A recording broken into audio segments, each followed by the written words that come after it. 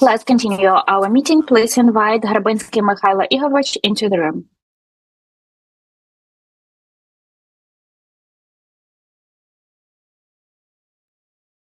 We have ballistics today. What are we going to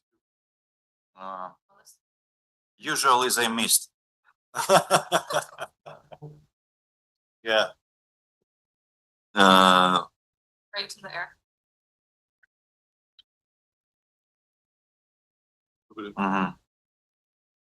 Але just. But 1 second. We have information that they shut down this missile. Hope this is true.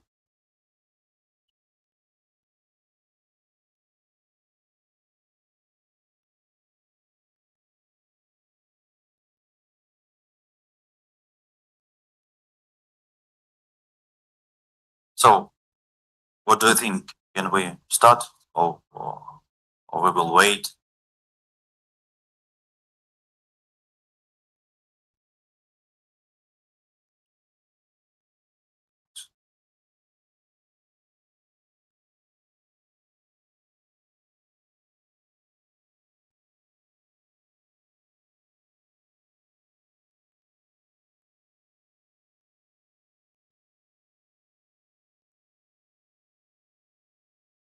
So, all channels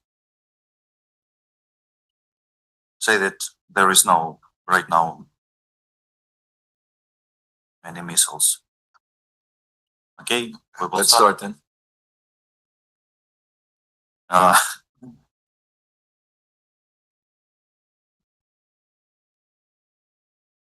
Okay. Гаразд. Але наскільки у нас формально сигнал повітряної тривоги оголошено. But since we have the formal announcement of the air raid alarm, let's ask our candidate. Good afternoon. What's your attitude towards this situation with the air raid alarm? Can we continue, or, in your opinion, we should announce a break and move to the shelter? As far as I know, we can continue and monitor the situation.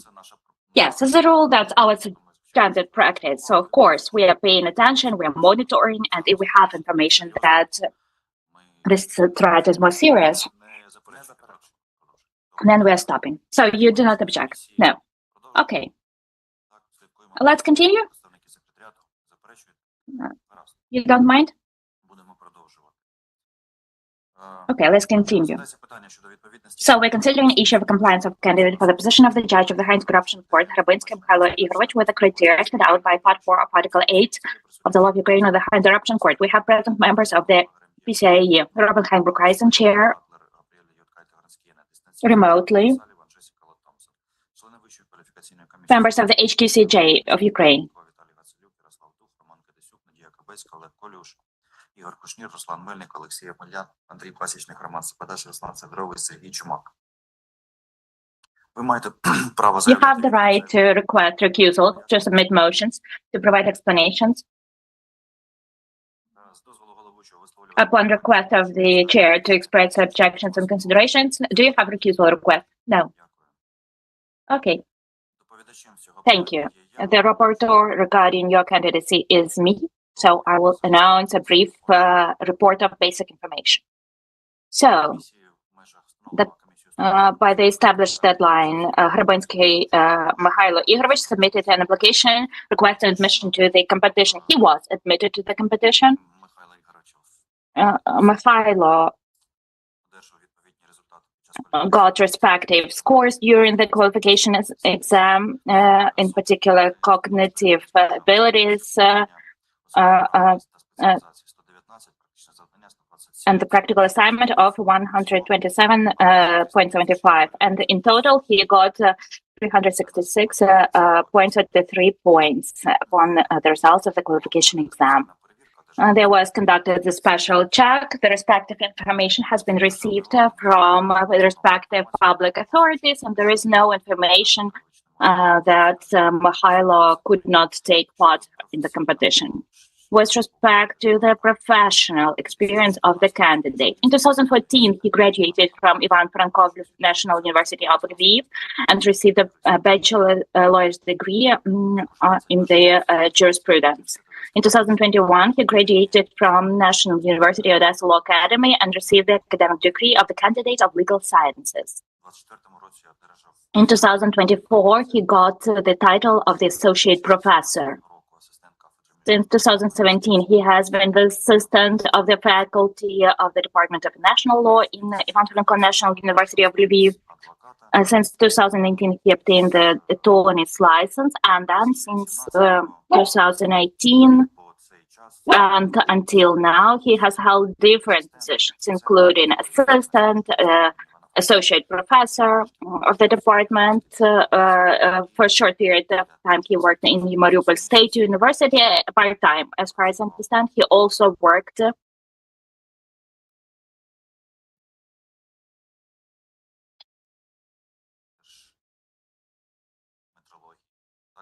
in the Lviv department of the Center for Metrology.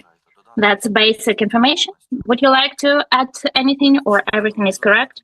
Yes, if possible, I would like to add. This week, while talking to international experts, it was clarified, and I found that I forgot to add another place of work. That was 3 months before my postgraduate studies as legal advisor in Textile Contact Lviv private enterprise.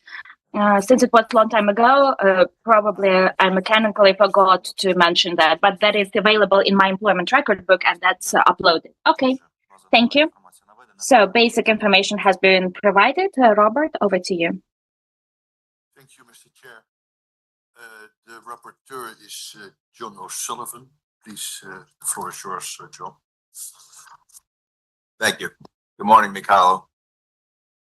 Let me introduce the other members of the PCIE before we start. To my right is Robert. He's our chairperson, and he's a lawyer from the Netherlands. And next to Robert is Jessica, who is a lawyer from Canada. If you look up on the screen here, on the bottom to the left is Mary Butler, who is a prosecutor with the Department of Justice in the United States. In the middle is Norman, who is a lawyer from Estonia. And all the way to your right is Gabrielle, who is a Supreme Court judge in Lithuania.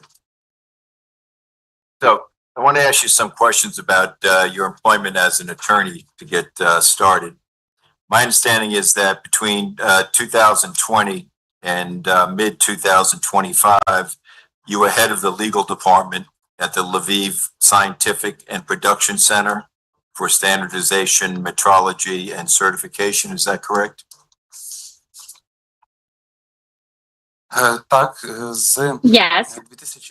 Since September of 2020 until July of 2025, I worked in the state-owned enterprise, Lviv Standard Metrology. I held different positions, but probably for the most period of time, I was the head of the legal department. But at the same time, I was also teaching, and I was also an attorney.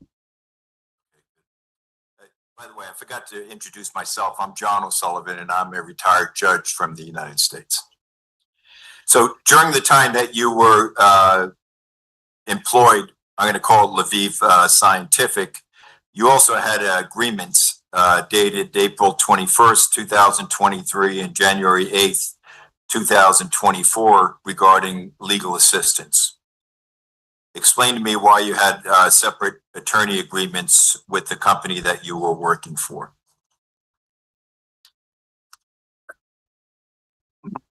Yes, I can explain that, because actually, according to the charter of the state-owned enterprise, the presentation of interest could be provided only by the Director General. But since I had to take part in court hearings in commercial significant cases, it was necessary to engage me as an attorney. The head of the legal sector could not do that according to the charter or job description, and that's why the director decided that it was necessary to conclude that agreement. And you had two of those agreements, one in 2023 and one in 2024, is that correct? Ні, їх було 3. No, there were 3 of them because there one was more agreement in 2025. As a rule, these agreements lasted until the end of the calendar year, that is by the 31st of December. That's why there were 3 agreements, and the most recent 3rd agreement was terminated upon my resignation. Oh, I see. So the agreements were general, not for a particular case. Так, угоди були Yes, yes, yes. They were general. No specific cases were mentioned in them. So in your response to questions in the third rendition of questions we sent you, you said under the 2023 contract, you received 27,792 hryvnias. Is that correct? Я не пам'ятаю точно суму. I do not remember the specific amount, but if I specify that particular amount, then yes. You also indicated under the 24 contract, you received 18,300 hryvnias. Does that sound right? Так, 18. Yes, yes, yes. 18,300. Yes, I found this answer in front of me. Yes. Okay, good. And then you indicated that from the implementation of your independent professional advocacy in 2024, your account received 23,900 hryvnias. Так. Yes. 23,900 hryvnias because there was also 5,600 for the previous agreement. Okay, so you indicated 5,600 and also an invoice regarding the 23 agreement that provided you with 27,792. I'm sorry, that provided, well, you said the 2 of those, 5,600 plus money from the 723 agreement was a total of 23,900 for 2024. Is that right? Так. Yes. So previously you had indicated that you received, pursuant to contract 7-23, you received 27,792 hryvnias. That's more than the amount, the 18,300 that you're indicating here. Explain that, why the difference. В контракті зазначено 49. In contract, it is said 49,000 for each agreement, both for 723 and 824. I said that under agreement 0723, I got 27,000 hryvnias, 792 hryvnias, include this 5,600. In the agreement 0824, I got 18,300. So in 2024, I got funds both under agreement 0824 and one of the recent invoices was paid under agreement 0723. You agree that the total income you got under 7-23 was 27,792 hryvnias. Is that correct? Так. Yes. So, and then you also told me that you received a total of 23,900 in 2024. За 2 Yes. договорами. Так. Under 2 agreements, yes. Had you received some of the income from the 23 agreement in the prior year or no?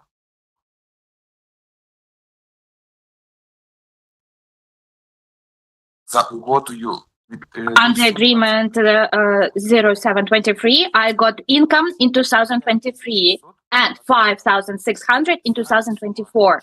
The total amount that I got was 27,792 hryvnias for the entire agreement. Maybe I've misunderstood your question. Did you reflect that on your declaration? Я це відобразив у своїй. I reflected that in my tax declaration. What about in your declaration when you applied for the hack position? Ні, ця інформація No, that information was not supposed to be reflected because I did not have income from attorney's activities. I had losses. My activity was loss making. I got money, but expenses on bar self-governance, on access to legal zakon were higher than my income. And accordingly, since I did not have profit from my attorney's activities, accordingly, I would not declare this deficit in this declaration submitted to the NCP. How many clients did you have during the years 2023 and 2024 for legal services? Якщо я не помиляюся, If I'm not mistaken, from 2022, probably. I might be mistaken, but that long a period of time, the state-owned enterprise was my only client. I just didn't have time to take any other client.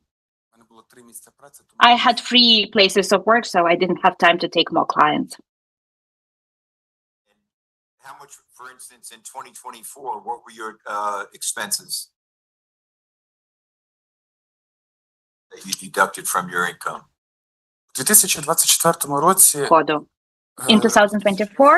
In 2024, I think I have provided these receipts to the PCAE. I had expenses on payment for the bar self-governance contribution. Some funds are paid to the National Bar Association and some to the Bar Council in the Lviv region, plus 4 payments to the company that has provided this legal zakon system that has access to the legislation, and zakon online system. Zakon online system, that was 1 payment. And to Liga Zakon, there were 4 payments because the license is given for 3 months only. So what were the total expenses for 2024?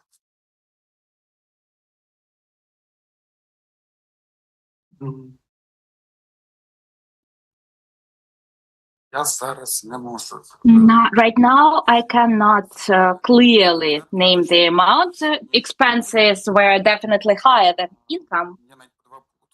I even provided this corrected declaration because the tax service said that I provided inaccurate information because I had to declare both expenses and income. I don't think I have it now, but I think it was approximately 46,000 as expenses. Okay, I want to talk to you about your lifestyle and expenditures dating back several years. So in December 2020, you declared savings of approximately 540,000 hryvnias. Do you remember that? Ну, якщо я задекларував... Yes, if I declared this amount, then yes, I had it. And during the time period from 2009 to 2020, your total income after taxes was 377,000. You agree with that? Так, це дохід Yes, that's income from scholarship and salary.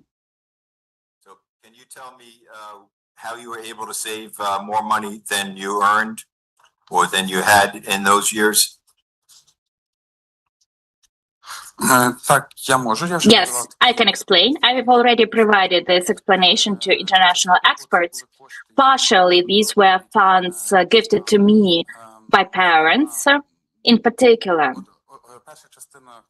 the first part, the biggest part of funds that I got was funds from the sale of a car for my grandmother. That money was gifted to me by my parents, and the deposit agreement was concluded by then. It's still in force. If I recall, that was $2,300. These were also funds gifted by my father, which were accumulated for my studies at the bachelor's level. But since I was studying for free, these funds were transferred to me for my pocket expenses, so to say. Also, that was some income from deposits because those funds were all on deposit account and they got interest from 2009 to 2011-12, we had very high interest rates. So this interest rate reached even 25 or 27% per year. So that was income from deposit accounts. And also this was income from the difference in the currency exchange rates, because most of my deposits in 2013 were closed by me. I withdrew that money in cash from bank, and then throughout 2014, that was already after Euromaidan, throughout 2014, when hryvnia was devaluating, I was gradually exchanging hryvnia for foreign currency. So this way, I accumulated the respective amount of savings. And I provided more detailed calculations to international experts, and I've tried to reflect all of that information accurately, but it happened over 10 years ago. That's why I did my best. So you estimated that from 2015 to 2020, your expenses were approximately 75,000 hryvnia, which is roughly 1,000 hryvnia per month. And you provided a chart where you broke out your expenses for accommodations, for food or nutrition, as well as for public transportation. And you also indicated some small amounts for travel during those years. Do you recall that? Yes, I recall that table, yes. The table, when you added up all your estimated expenses for 2015 to 2020, it was 62,380 hryvnia on your table. And you estimated that it was probably 75,000, a little bit more than that. You agree with that? Yes, yes. So if we look at this income that I had and expenses I had, then I had the 75,000 remaining. But if we use this calculation suggested by the international expert, then in this table I had 60-something thousand there. Yes. Okay, and for a good period of time from the beginning of 2015 till February of 2019, you lived with your parents and paid no rent or anything for accommodation. Is that right? Ні, абсолютно. Yeah, yes, absolutely nothing. You also indicate that you spent nothing for food during that time period. Абсолютно нічого не Well, I did not spend anything at all. My parents were fully supporting me financially. I was studying the postgraduate studies. Did you ever purchase a cup of coffee or go out to a cafe for a meal? Я розумію. Я розумію суть вашого питання. Так, можливо, такі... I understand the essence of your question. Yes, maybe I had these expenses, but I would like to point out that 60,000 is less than 50,000, 75,000. So maybe once per quarter, I could go to the cinema with my friends. I did have some expenses additionally, but 62,000 is much less than what I counted as the difference. Plus, I understand that these calculations are all approximate. I cannot now say and give you an exact calculations of what I spent and what I earned.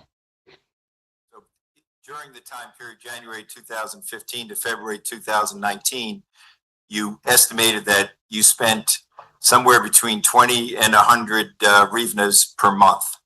And all of that was for transportation. Is that correct? Other than a couple of times when you traveled where you spent a small amount of money.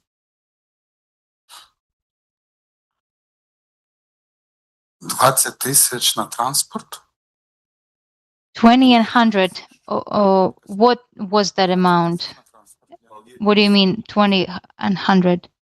Between 20 hryvnias and 100 hryvnias, you estimated on your cost of transportation on your chart. Так. Yes, that's correct. Yeah, I can explain that. I didn't have to go to the university that often. I was a postgraduate student, and I could visit the department once or twice per week, only when I had classes.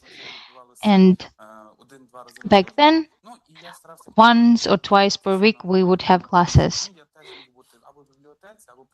And sometimes I could go to the library or study at home. I didn't travel daily, and therefore the number of trips is not more than 40.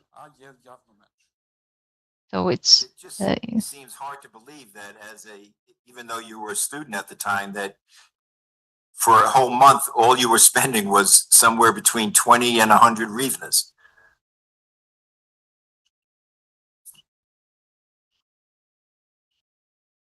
Ну, на цей час well, at that time, я не можу сказати про те, чи це cannot say whether it is hard to believe or not.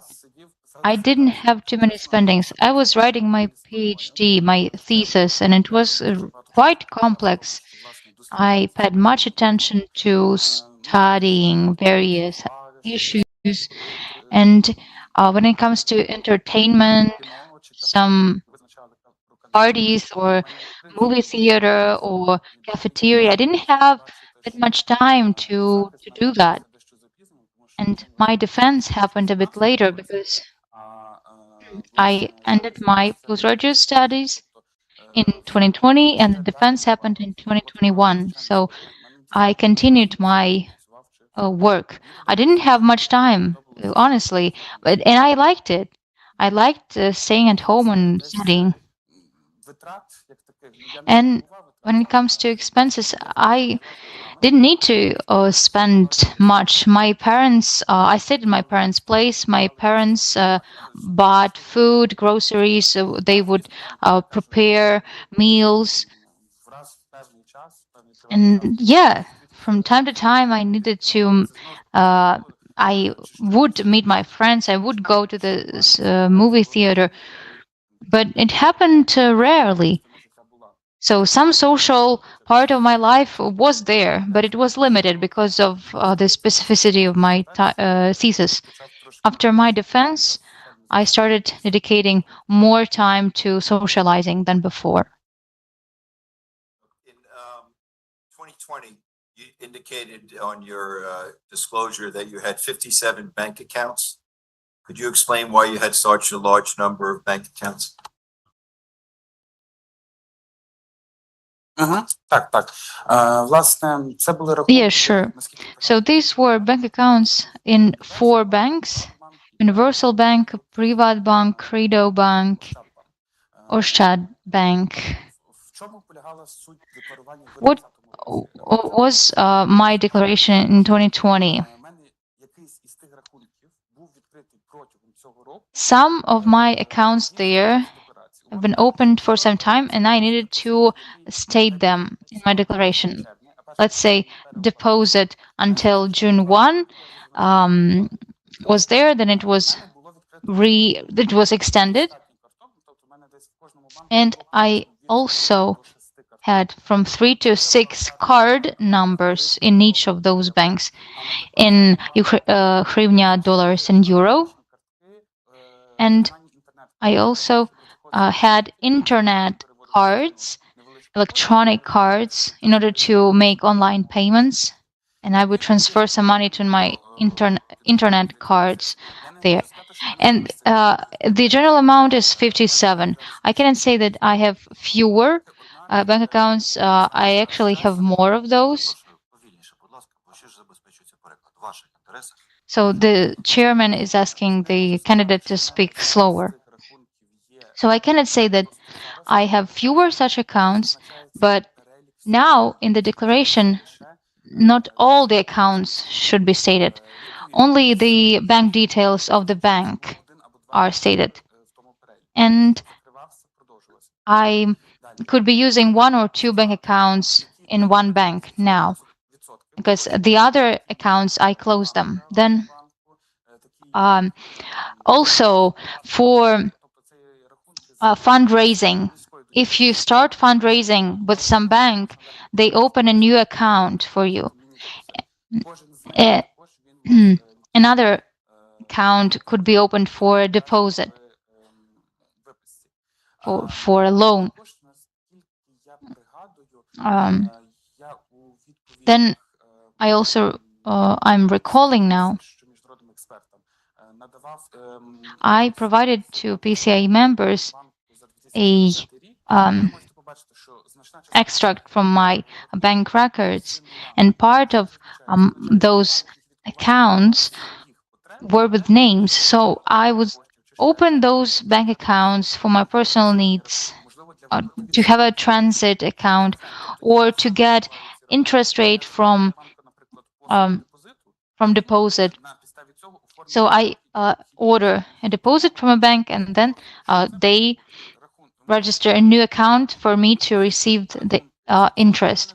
So it could be accounts for deposits, accounts for interest. Yes, indeed, I had many accounts, and it was really hard to transfer all of that information to my declaration. Use any of those accounts to purchase cryptocurrency or other digital financial services? Ні, я не використовував. No, I didn't use them with those purposes, because I know that in 2020, cryptocurrencies were not stable, and I didn't use the financial services market because I don't provide such services. I do have a degree in finances, but I'm not a broker, or I do not provide insurances. I do not provide tourist insurances. So there was no reason for me to be an intermediary. And additionally, I provided attorney services, and I wouldn't have time for all those services to provide all of them. I want to talk to you about your apartment in Lviv. You've indicated that in 2016, you acquired an apartment pursuant to a gift agreement with your father, and its value recorded in tax documents was 168,000 hryvnias. Is that a correct estimate of the value of the apartment, both at today or when you received it? Це не був 16-й рік, це був 18-й. It wasn't 2016, it was 2018. In 2018, my father gifted me an apartment. I didn't purchase that apartment, didn't pay anything for it, and my father didn't get any money for it. The amount 168,000 was just technical price that needed to be stated in the gift agreement, and I didn't see the agreement. The apartment was received by my father, and the amount was stated lower. The lower amount was stated. When we came to the notary service, he said that he recommended that we state a higher amount. We didn't order expert examination, expert evaluation. But we did not do that because it was not required by the law. And the parties to that agreement were relatives, the father and the son. And that amount didn't need to be anywhere in any calculations, in any transactions. But I agree that that amount is not in line with the market. And I provided to the PCIe members the information regarding shortcomings that that apartment has. And so that apartment would cost cheaper than average market price, but still it is not in line with the market. Have you spent any money since 2018 on renovating the apartment?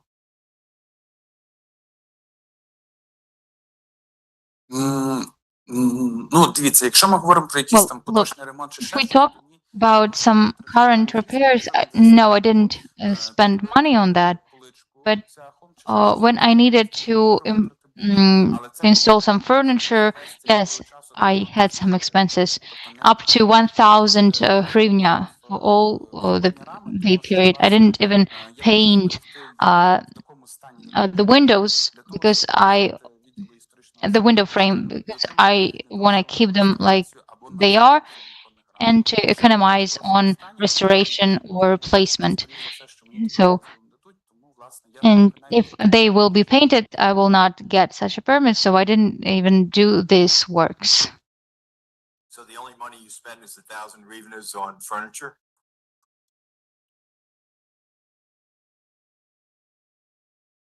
Приблизно 1000, не на меблі, Yeah, на якісь around 1,000. ремонт, там, кажу, за Just small repairs like самі меблі я не купував. Меблі там вже були. nuts and bolts.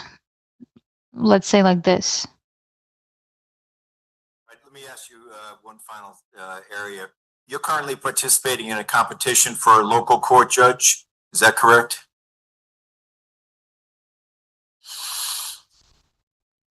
Так, в тому числі. Yes, one of the competitions is like what you stated. And which do you prefer, the high anti-corruption court or to become a local judge? Звісно, я перевагу надаю вищому. Well, I prioritize the high anti-corruption court, of course. On one hand, it would look strange if I came to this interview and said something different, but I can explain this decision. For me, this is a court where I would be able to make use of my potential for analysis. As a scientist, I like to analyze legislation, and throughout my preparation for exams and today's interview, I try to find, maybe I failed to find manuals regarding the high anti-corruption court. So I needed to come up with such a manual myself. But I like doing research, and I like the fact that within one court, the high anti-corruption court, you have civil, administrative, and criminal law. And civil and administrative law are interconnected. So we're talking about one activity that ended in unlawful benefit that has many aspects. So I'm passionate about high anti-corruption court. And when I applied to the positions in local court, I didn't know about the competition to the hack. And therefore, I applied to local court. But once I learned about the competition to the hack, I also applied. There's another competition to specialized administrative court, and I didn't apply there because I'm not that interested in that area. I'm more interested in the high anti-corruption court. This is my priority. Have you ever handled any criminal cases in court or during the investigative stage?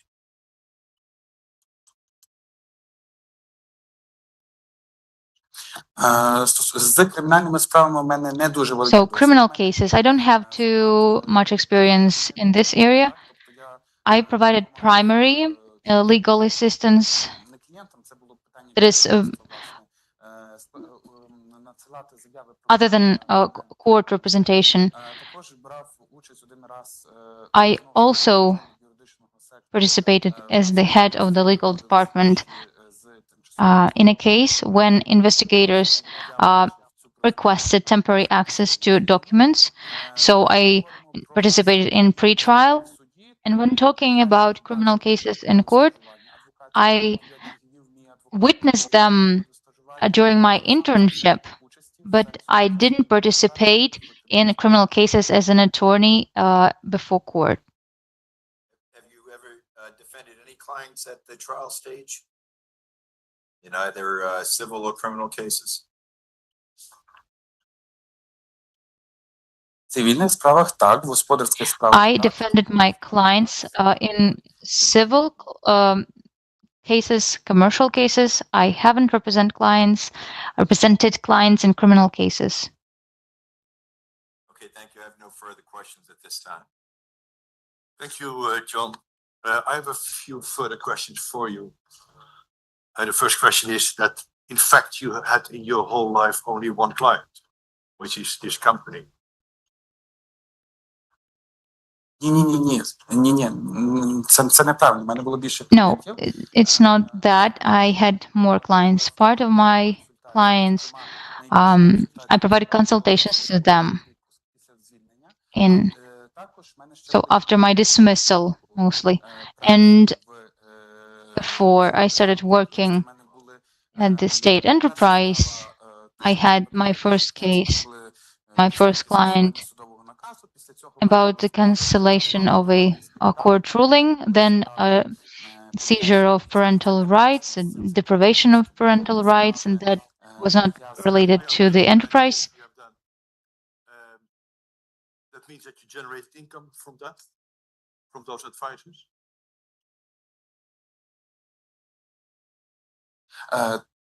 Ті справи, які були до підприємства, The cases that I had before the enterprise, yeah, I earned income with them, and they reflected in my tax return for 2019, 2020, 2021. In 2022, I no longer had other clients than the ones from the Metrology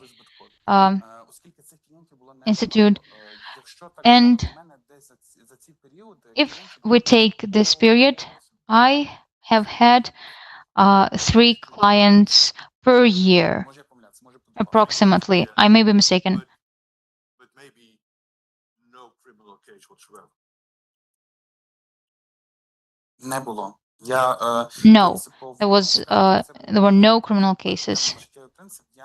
So it was a credo. I didn't want to participate in criminal cases as a defense. The fact is, therefore, that you are a lawyer with only commercial law background, with no real court experience, with no experience in the judiciary, and you want to become a judge in the, let's say, one of the most important courts in Ukraine, and this court takes decisions on criminal law issues. So why would we select you?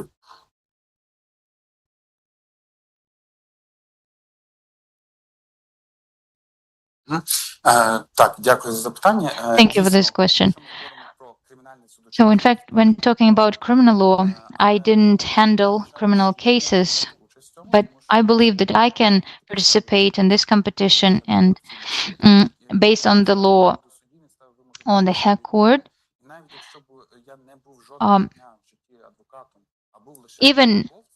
even if I was a scientist or an attorney for my life, I'm still compliant with the criteria.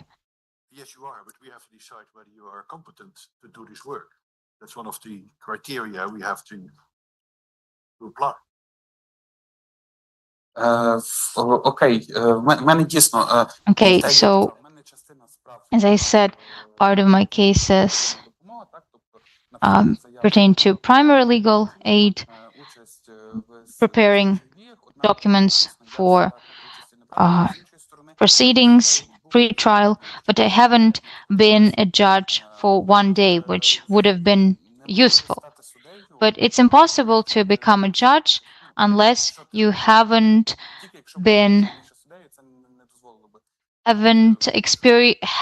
had experiences in other areas of law. You could have applied to become a local judge in a court and take decisions on civil matters. And you now apply to the Hague, which is quite something different, isn't it? Ну, я і подався, в тому числі... Well, this is what I did. I applied to the judge position in a local court, but I also we decided to try this competition too. We had a theoretical test that is important for the hack, and I succeeded. What you do is you just try it. Is that not what you do? You know that you don't have the background to be a judge in the high court, but you just try it. Is that what you do?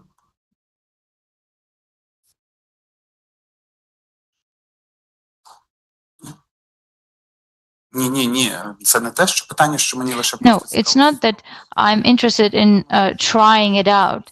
It's that I feel that I'm capable.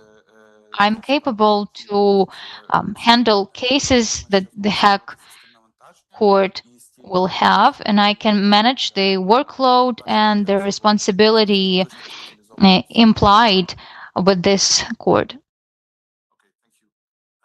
One other question which is not related to this, and that is that I understand that you acted for your company as a lawyer in court proceedings, while you could not do that in the position as a employee because only the director of the company could represent the company, and that you then took off a few days of leave, and that you then represented the company and was paid for that. That's what I understood.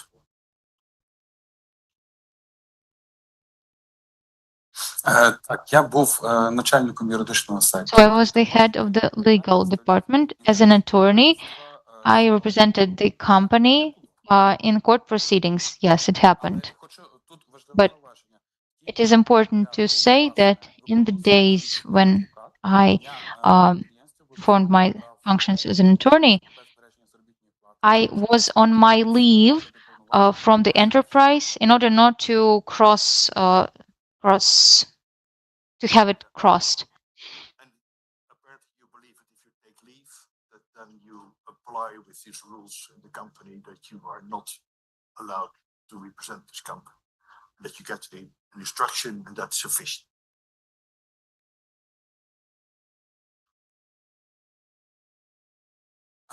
Ну, по-перше, я міг взагалі не брати відпустку, In тому the що в first мене place, I may have stayed there without any leave. I may have done it even without taking a leave. And it was before my working day. I think it is a different issue. So I didn't represent my company as an employee. I represented it as attorney, and there was no conflict of interest as an employee and as an attorney. In your view, there was no conflict of interest. That's what you say. Так, я вважаю, що жодного, тому що I believe there was no conflict of interest. And you were completely independent to do this work, even though you were the head of the legal department.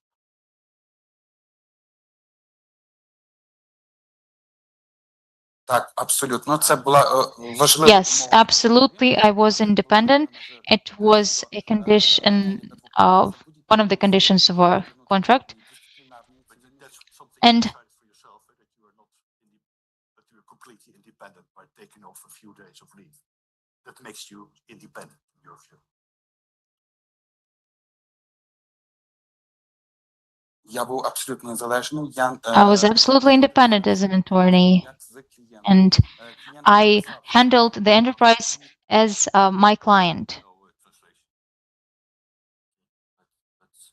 translation. Testing, English channel.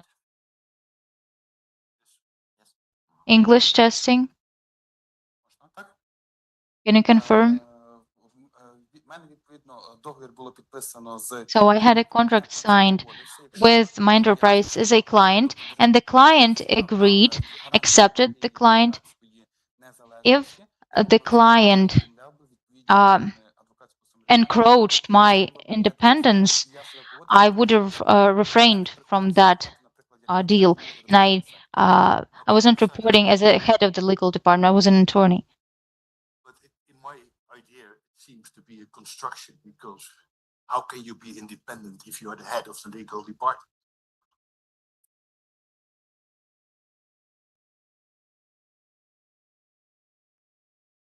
Оскільки я здійснював різні види Well, діяльності, because I was involved in different activities, I, as a head, was involved in one activity, an attorney is involved in other activities. These activities could be separated. That makes it independent. Okay, but then you won your proceedings and you asked for reimbursement of costs. That's correct. You were representing the company independently and you won the proceedings and you asked for reimbursement of costs. Did you tell the court that you were full-time employee of the company and the head of the legal department when she was awarding those costs? Or he was awarding those costs?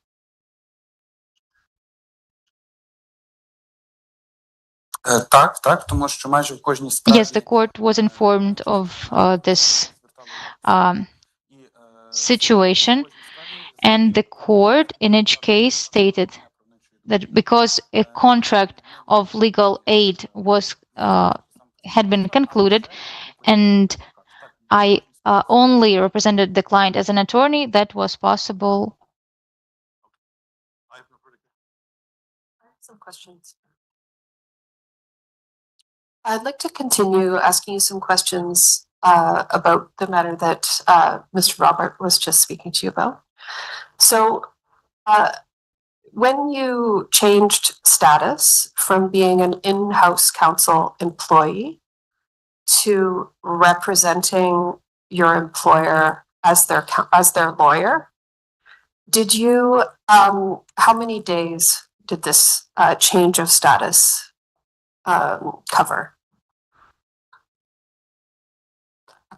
Тобто ви маєте на увазі з моменту, коли Are you talking about the moment when today, let's say, I'm the head of the legal department and then I need to go to court? How long did it take, right? So I didn't take any additional days. So my working day is over at 1 p.m. today. After that, I come home and I start getting ready to make the case in court. So I start starting the case file. To understand. So, what I'd like to know is how many days did you spend in court acting as the lawyer for for this company? Was it 1 week? Was it 6 months? Was it 2 days? Tell me how many days did you spend?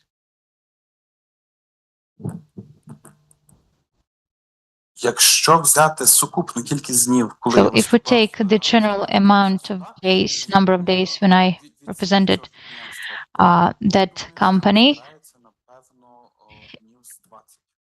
about 20 days. Okay. If we take the general number of days when I represented that enterprise as an attorney. So during this period of change of status, where you are acting only as an attorney, can you tell me a little bit about the normal benefits that you receive as an employee? Do you receive some health insurance or some other benefits as an employee? Some sick leave? Tell me about the normal package that you receive of benefits as an employee.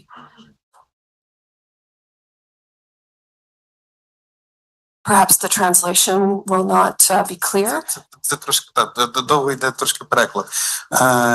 Як працівник в ті дні, So as an employee, when I represented the company, I didn't have any benefits.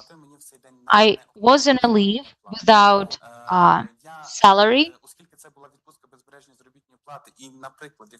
And because I was on that leave, if something happened to my health, I wouldn't receive any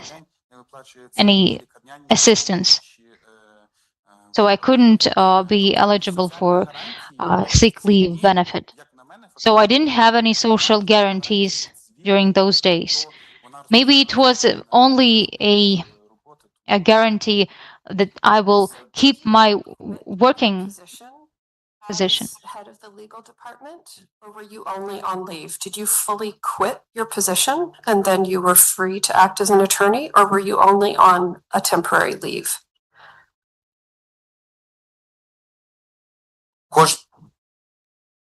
Кожного разу, коли я йшов в суд, So every time I went to court, it was temporary leave for that exact number of days. And can you say, for example, insurance, if the PCIe requested documents from you to prove that your insurance was formally canceled with the insurance company at the start of this period of leave, could you provide those documents to us?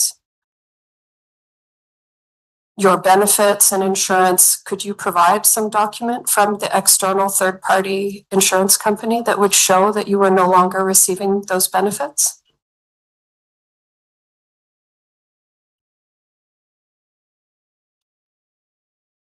Я перепрошую, я такого запиту не отримував. I didn't receive such a request. In Ukraine?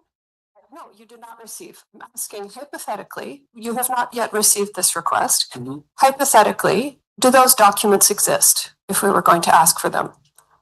That there is proof that you fully left your employment and that you were receiving no benefits, and that the third party insurance company or whatever providers provide health benefits, that they were informed and that there is a record that you no longer were receiving those benefits. And that paperwork would exist for every single period. Так, я за цим уважно Yes. слідкував. So I monitored that closely, and every time when I needed to take that leave that I'm talking about, I always made it a point to indicate that I was leaving as an attorney and indicated the number of the case.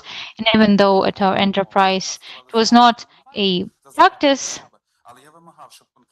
we used the general wording upon application, but I added the wording related upon application related to performance of attorney's functions.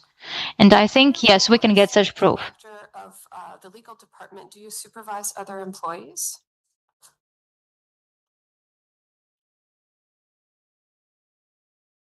Так, і надавав, тому що у нас є Yes, I consulted other employees. You were supposedly on leave.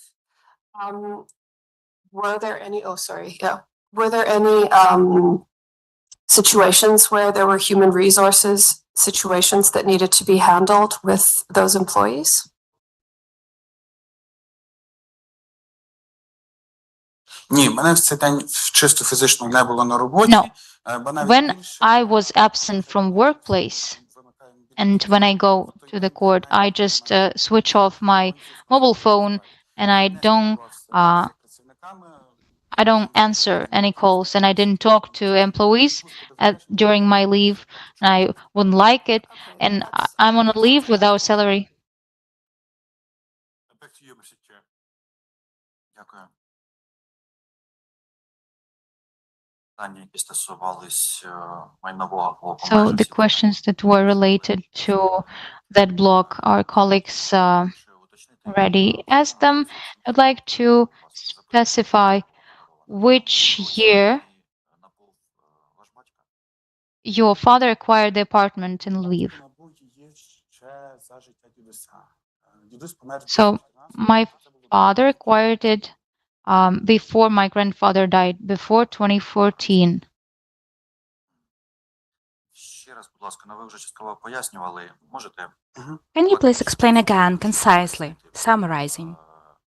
Explain, please, again, відповідь дати на ті всі питання, які and answer all of those questions that have just been asked about this double status of being the attorney and an employee. What was the motivation to complicate this relationship? Just briefly, why did you do that? To represent interests, the head of the legal sector did not have the right to represent the interests of the company, according to the charter. And so accordingly, I did not have this in this job description. Was it possible to change the job description? You know, that we are talking about the charter, it means that it has to be stipulated by the charter, law, or labor contract. We could not change the charter because the Minister of Economy was drafting it. Of course, we suggested that, but they told us hire attorneys. The labor contract was not concluded with me. I was working part-time, so only job description was a part of the labor contract. But I'm aware of the fact that if the charter says that it can be self-representation only by the Director General plus on the basis of the labor contract, charter and law, then if I go to the court, the judge will say either show the law or a labor contract or the charter. And in order to avoid these questions, problems, yes, we advised with the legal department. So based on those provisions of the charter, which I am not aware of, based on those provisions of the charter, there was no opportunity for the director to delegate this power. No, unfortunately, no. We advised with the legal department of the Ministry of Economy as the owner of this enterprise, and they told of us no. Okay, thank you. A couple more questions. You mentioned in the documents that you submitted to the Commission about different activities. Among other things, you mentioned that you were studying, you were practicing as a business analyst, right? That's quite a remote sphere from the purely legal activity. Can you please explain in more detail what was the purpose, what was happening there? Yes, I can. I have the second higher education, that is finances and credit. I obtained it in 2016. The sphere of economy has never been far from me. I like economy, I like finances, and actually that was the start of the full-scale innovation in 2022. Back then, I did not have clients as an attorney. Studies in the universities were suspended because there were so-called extraordinary vacations. So I decided to dedicate this time to business analytics. That is as a continuation of my economic education. Okay, understood. Tell me, please, why did you study and defended your dissertation in Odessa? No, I was studying in Lviv. The defense was in Odessa because there was no academic council in Lviv. Okay, understood. Then probably it's not very correctly stated. I had my defense in Odessa. Yes, because the council was there. Yes. Okay. Tell me, please, as well. What is your attitude and what is activity civil society organization Progressivny? Progressivny, I've learned about the CSO a couple of years ago, and I became its member last year. That is a civil society organization that is primarily uniting educators, students, etc. But the main purpose is to offer to discuss in the public space amendments that have to be introduced in the legislation on educational process in Ukraine. And that's why I've decided that it could be interesting for me as well. From time to time, they have some open events. The one that are online, I'm trying to attend them, maybe not listening everything because the events are very long. So I'm choosing those moments that are interesting. So CSO in the education sphere. Yes, thank you. And another question, can you provide an example, maybe a day, a couple of days from your professional activities where you had extremely high workload with a provision of specific facts, specific information that would confirm that you were working under this pressure with a high workload? Just for understanding whether you had this experience or no. Yes, I had this experience. Actually, the second half of my professional experience at the state-owned enterprise was like that, because I was performing my job for a long period of time. I did not have a partner, there was supposed to be two persons in the legal sector. I was the only one. Okay, just to recall one day from that period of your professional life. For example, what you had to do, which decisions you were taking throughout the day, and that you could describe as a day with a very high workload. In the morning, I came to work. I received some tasks, for example. If I recall, for example, that was the task to prepare letters or a claim to another enterprise. I start preparing that. Meanwhile, I'm getting information that 50 people, and that was spring, 50 people from the entire enterprise decided to go on annual leave. I need to approve orders. Of course, approving orders is not merely just stamping, because there might be mistakes in dates, so I had to review everything. After that, I got a letter from the Ministry of Economy saying that I had to provide information about the condition and situation of all the court cases for the previous year. I started preparing doing that. I'm trying to do that by the end of my working day at the enterprise. 2:30 p.m. my workday at the enterprise finishes. I'm running to the university, and from 3 p.m. to 7 p.m. I have lectures, and they are ongoing. And I have to switch to a completely different format of activity to teaching. So, did you manage to do everything by 2:30 p.m.? I did, but frankly speaking, I was working without lunch break at all.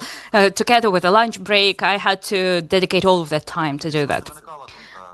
Did you have an idea to address your leadership, your management, that is given tasks to you in such a chaotic manner, because it looks like that, and to somehow settle down that? Because probably that's not effective if you have these situations occurring often. Did you provide feedback to your supervisors? Yes, I did provide feedback. Primarily, I was telling my management that we needed to hire one more lawyer for that vacant position. And on the one hand, they agreed with me. They said, yes, okay, but in order for me to be comfortable in working, I was supposed to look for this lawyer on my own. But I didn't have time to do that. So for a long period of time, I was working on my own. But at the end of my activities there, I managed to find a partner who was working in the sector, and I resigned. Okay, thank you. Colleagues, do you have any questions? Yes, please, Ruslan. Commission member Ruslan Sidorovich, in continuation of the last question, imagine you become a judge. It doesn't matter whether of the high anti-corruption court, local court, judge. And the assistant of the judge is the executive support service. Theoretically, you can try get someone, I don't know whether it's really good, but like to steal someone. But the matter of the secretary and the assistant, that's your responsibility. How long did it take you for you to find this colleague lawyer in the sector? A year, 2, 3, a year and a half. A year and a half. So you become a judge, and you have to hear cases now. You have to prepare decisions now. And in parallel, you have to look for a partner. But salary is lower. Мова йде про те, що я думаю, що можливо не буде настільки важко знайти, тому що є I think it's not that hard to find it, because it's one thing when you're looking for the legal advisor of the second category in a state-owned enterprise. But another matter is when you are looking for assistant for the position of the judge.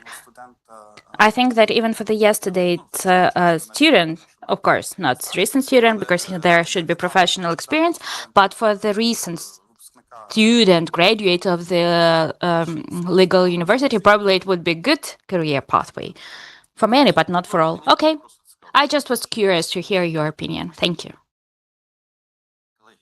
Colleagues? I have one more follow-up question. Good afternoon, Kolyush, Commission member. Do I understand it correctly?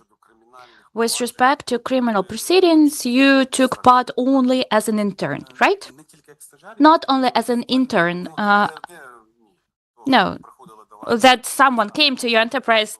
That's not that. Yes, I was present at the court hearings in which my lawyer was taking part. But you were preparing for the exam, for the interview, right? Yes.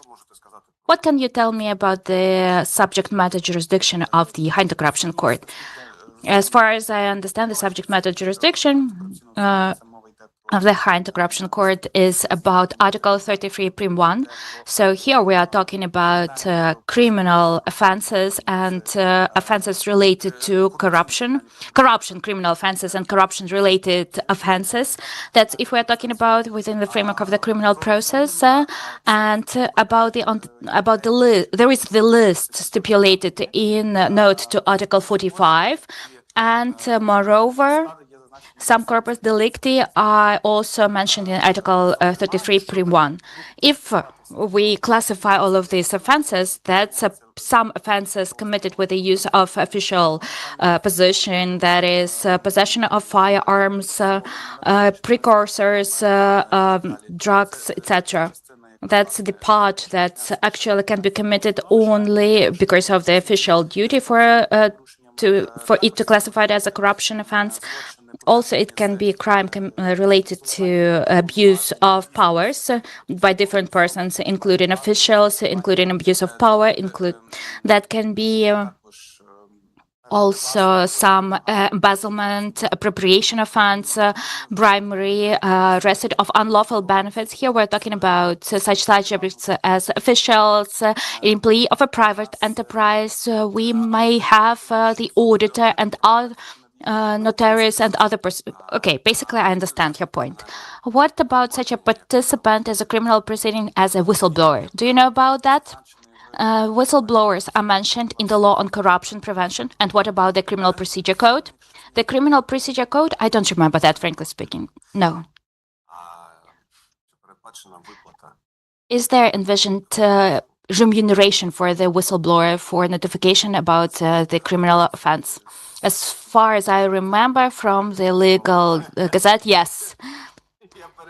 I'm sorry, what's the regulation act you're talking about? Well, I'm talking about the publication. I'm reading news, but not always I manage to read the entire criminal procedure code. That's not so easy to read, especially when we're studying in the university. The previous version of the CPC was in force.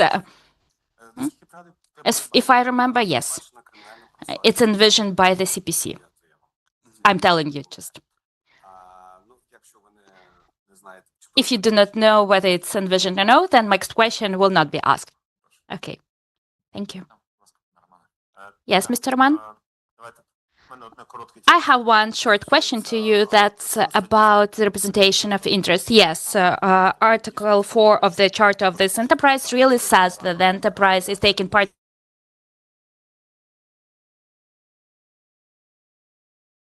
in the case and other person authorized by the legal agreement.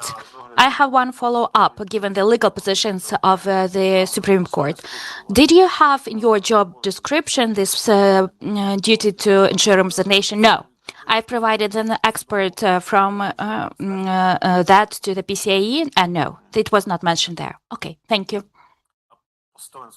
And the job description of the General Director? Yes, yes. And according to the modal form, or was it like the version amended? As far as I understand that the motion was sent by the Ministry of Economy because it was developed by the HR department. In any case, it's being approved by the legal department. Yes, yes. So my signature is there. Okay, thank you. Ruslan, please. Thank you for an opportunity to ask this question. My question will be, as expected, from the category of knowledge in the sphere of the anti-corruption legislation. Tell me, please, do you agree with my statement that all corruption criminal offenses are offenses with a formal corpus delicti of the offense? If no, in order to refute this statement, provide an example of the corpus delicti of the offense that does not have the signs of formality. One second, please.